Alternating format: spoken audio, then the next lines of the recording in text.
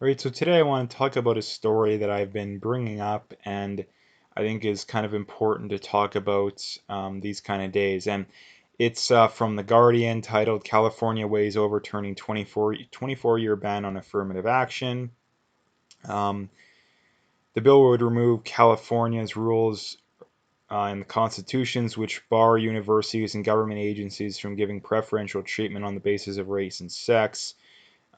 Yeah, basically, I mean, you can read the rest of it if you really want, but the main point of it being, I mean, there's many points, but the thing is that um, where is the legitimate reasons for supporting this kind of stuff, right? Like, where is the legitimate reasons?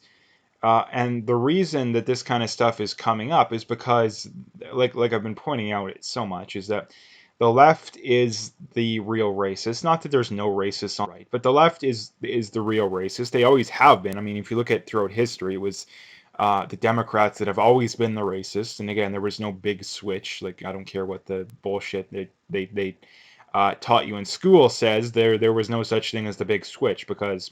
Um, if you look at when the big switch or when the blacks started voting for the Democrats as a whole, it wasn't at the time that the quote unquote big switch people would tell you that it is, just proving their point is completely wrong. And not to mention, too, there's many other arguments, but um, yeah, the point of this being is that the thing that really bothers me is that these people they like to claim they're one and of the same as MLK and these kind of people, but the reality is that you're literally the opposite of MLK. MLK said, "Judge people based on the content of their character, not the color of their skin." This is literally the opposite. We are literally saying we want X% of blacks. We don't care how many whites and Asians we need to push aside to do that. That's what we're going to do. So again, they literally want to judge people based off the color of their skin. And why are we at a point in society where people accept that? Like, why are we at a point? And this is the other thing too, that this is basically just forcing the left to admit they're wrong on some things too, because, well, I mean, they would argue that, oh, well, the gap between blacks and whites or whatever is due to racism, even though there's little to no evidence of that. The gap between whites and blacks is largely an IQ thing. There is definitely some environmental points to that too, but the environmental aspect of it is almost exclusively the single mother and the welfare state aspects of it. So again, they're not gonna they don't want to touch those issues either. So that's why they just gripe about racism all day, even though, like I've said a million times, but I always have to point this out. I don't believe there is no racism. There is definitely some racism in society, but the only actual laws that are racist, or the only actual racist things that society as a whole accepts, is racism that actually hurts whites and Asians and Jews to an extent as well, but specifically whites and Asians. And why do they do it? Because it's in the name of social justice, right? Like, I think that it just came out recently that it was at Harvard or one of these big Ivy League schools. It was found that they discriminate against Asians and whites to a degree as well, also. Because again, if you want to have blacks get into college at the same rate as their percent of the population, you're going to have to discriminate against whites and Asians to do that. Because it's not because blacks are there's racism. It's because blacks have a lower IQ on average, which means they're going to be a lower percent of the admissions, right? And this is the way that you would know that people always deny the IQ stuff, which is insane. But this is the way that you would know is that if you adjusted for no adjust for a black population that has the same IQ as the average white person who has the same who grows up in a stable two-parent households, all that kind of stuff. And if those people are underrepresented, then you would know there's racism.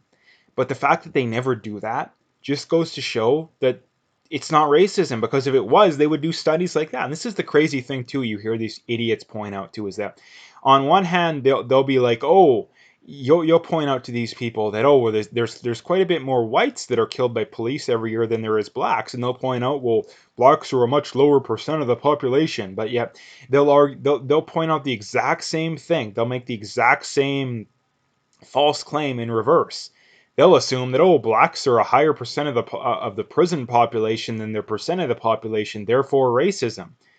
But it's the same correlation causation fallacy. They assume the correlation means the causation, when in reality they're both wrong, right? Like, I I don't know the exact numbers, but I think if you look as a percent of the population, whites are killed about as likely they are to commit crime, I believe, but I'm not 100% sure about that. The one thing that I do know, though, is that blacks aren't overrepresented when it comes to prisons, when it comes to police shootings. And for the simple reason that the burden of proof is on the people that are making this claim to prove that, and they haven't proved anything. And how you would know? Like, people say, well, how would you know if they proved it? Well, it would be very simple.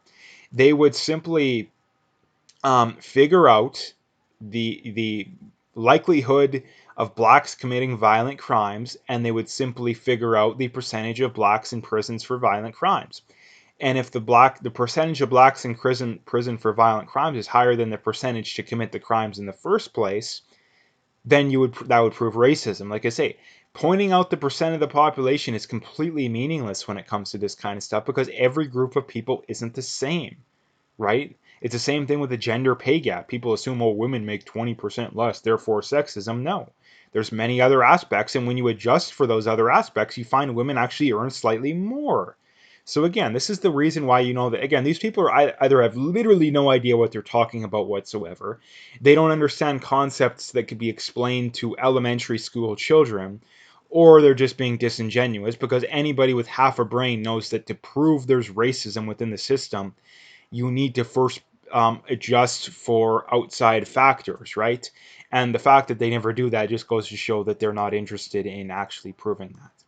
So yeah, that is that aspect. I mean, you can talk about plenty of other things, but again, like I say, the main point is that it's the left that has been the ones that have supported racism throughout history, and it is still to this day the ones that support racism. And why do we know that? Because they're the ones that want to hire people based off race. Um, it is considered a radical position these days, I don't think by the majority, but by a very vocal minority, to want to hire based on best person for the job. Actually, I do think it's a minority, to be honest. Now, come to think of it, but not because that's where people are inherently think. Largely because the media and the schools and all this kind of stuff is just, they're basically exist to brainwash people. But nonetheless, why have we gotten to the point in society where the people that believe that people should be the best person for the job should be the one that gets the job, the person with the best grades should be the one that gets into college? Why is that person considered radical? Like, seriously, like, we have gone seriously wrong along the way. If that's where we're at in society, like, we have gone seriously wrong in society if that's where we're at. And I mean, I'm speaking up against it, but the fact that more people aren't speaking up against it just goes to show that, yeah, we're going to be in for some serious issues, because these people are the ones that are getting their way. These people are the ones that are getting their way, at least most of the time. We are already headed in this kind of way, because most people, if you apply for jobs these days, a lot of places will ask you, are you a minority? Are you a woman? Are you LGBT? Are you disabled? We've gotten to and not to mention too, if they didn't care about that kind of stuff, they wouldn't ask it, right? They wouldn't ask it. The reason that they're asking that kind of stuff is because, number one, they either benefit from hiring more disabled or gay people or whatever. And again, I don't hate disabled people or gay people or black people. I could care less. I simply want the best person for the job to be hired, the person with the best grades to get into college. And if that means there's a disparity, that means that the disparity is caused by one group of people working harder or just naturally being more intelligent.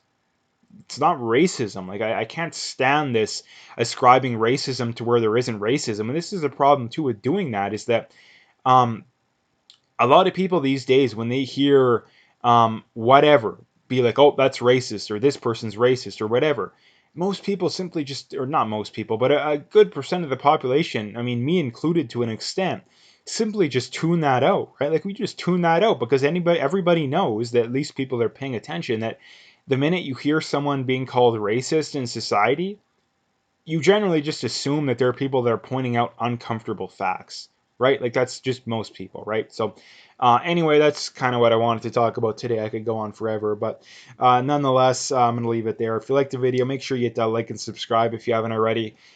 Make sure you follow me on Twitter, BitChute, and Parler. All those links are in the description, so you can find them all there.